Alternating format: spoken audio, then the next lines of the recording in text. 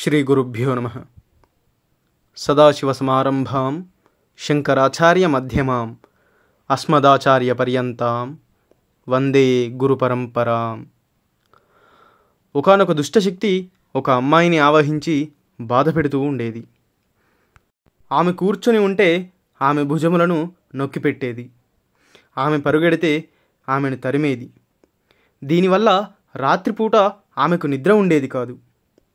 అమ్మాయిని కొట్టి నిద్రలేపి చెవిలో గట్టిగా అరిచేది. ఆ అమ్మాయి ఉలికిపడి అరుస్తూ లేచేది. ఏ మంత్రవాది ఆమెను ఆ దుష్టశక్తి గుప్పెట నుంచి తప్పించలేకపోయారు. ఆ అమ్మాయి యొక్క అన్నగారైనటువంటి రామనాథన్ పరమాచార్య స్వామి వారికి తన గోడు విన్నవించుకొని స్వామి కరుణకై ప్రార్థించాడు. మహాస్వామివారు అతనికి విభూతిని కుంకుమను ఇచ్చి ఆమె నుదుటన ధరింపజేయమని చెప్పారు. ఎంత ప్రయత్నించినా కూడా ఎవరు ఆ అమ్మాయి నుదుటన ఈ విభూతిని పెట్టలేకపోయారు. ఆ అమ్మాయిని ఆవహించిన భూతం ఎవరిని దగ్గరికి రానివ్వలేదు. ఎవరైనా వచ్చి విభూతిని పెట్టాలని ప్రయత్నం చేస్తే వారికి దూరంగా పరిగెత్తేది. ఇక రామనాథన్ మళ్ళీ మహాస్వామివారి వద్దకు వచ్చాడు. స్వామివారు ఒక రహస్య యంత్రాన్ని లోహపు రేకుపై వేయించి దాన్ని తాయెత్తులో పెట్టి ఆ అమ్మాయి మెడలో కట్టమని చెప్పారు.